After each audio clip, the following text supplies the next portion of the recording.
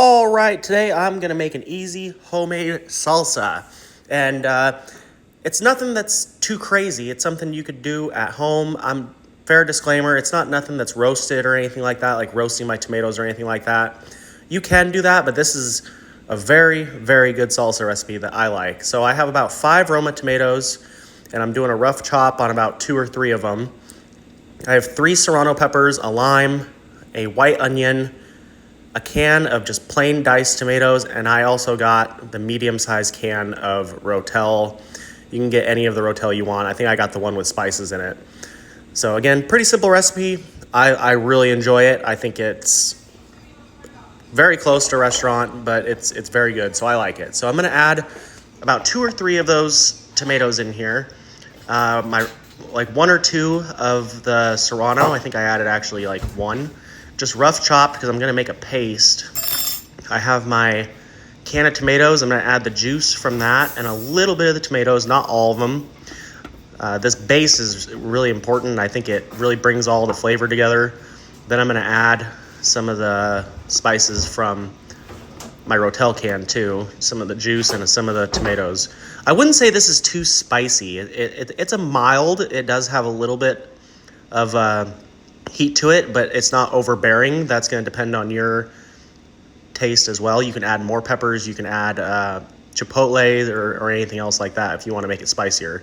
But I'm going to squeeze a whole lime in here too. To me, I've tried it with and without. I can tell the difference. I think the lime really adds a nice flavor profile to it, so I'm going to try and squeeze every last drop of that I can out of it. And then I'm going to blend this up in my food processor. You can use a blender or anything else you have. Probably even get away with an immersion blender if you didn't have it. And then I'm going to add quite a bit of salt, not as much as you would think, probably about a tablespoon. Start there. And then I'm going to put this on high and blend it all the way down. This is going to take a couple minutes until it's almost a pure liquid. Not completely, but you'll see what it looks like once I get there. So this will take a little while. You just got to watch it. Then from here, you can pretty much rough chop everything else up. So I'm cutting up the rest of my Serrano pepper, and then I'm going to use a half of a white onion. A little bit goes a long ways. You'd be surprised. So if you like a little bit more, you could certainly do 3/4. I personally wouldn't add a whole one, but I think a half is just right for me. Then I'm going to cut the end off the cilantro. Pretty much the rest of the ingredients you see here, I'm going to cut. But you can. The nice part is you could just rough chop everything because the blender takes care of it, and I'm just going to pulse it until it gets to the thickness and consistency that I like. So just cutting these in half or quarters. And then I didn't add any other seasoning other than really what you see here, fresh ingredients and salt.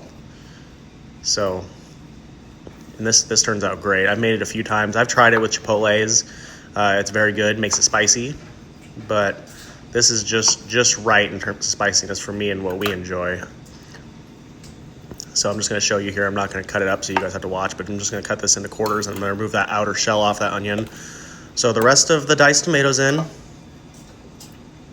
what's really nice is it's forgiving too, so you can add more salt if you need to later. The rest of my tomatoes in, and we're going to use all the space that the food processor will allow. Because we went through this effort, we want as much salsa as we possibly can, but it's still a good amount. The rest of my Serrano going in. Then I'm going to add the half of that onion on top. You can see, not completely chopped up. Super, super simple and easy.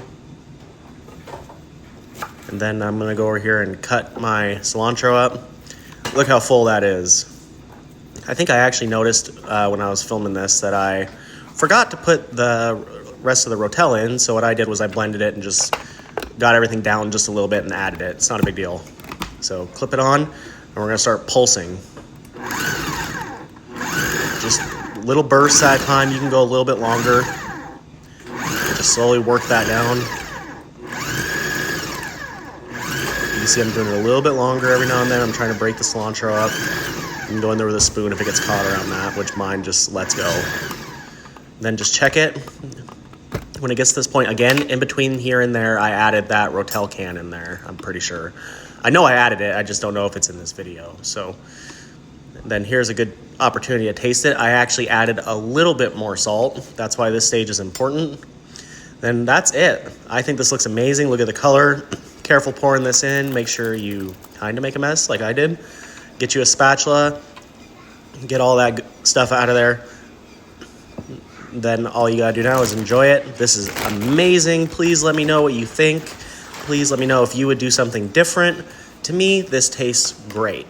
There are, I'm sure, better ways, but I think this tastes amazing. So give it a shot. Let me know what you think. And an easy homemade salsa recipe. Please subscribe, and I will see you in the next video.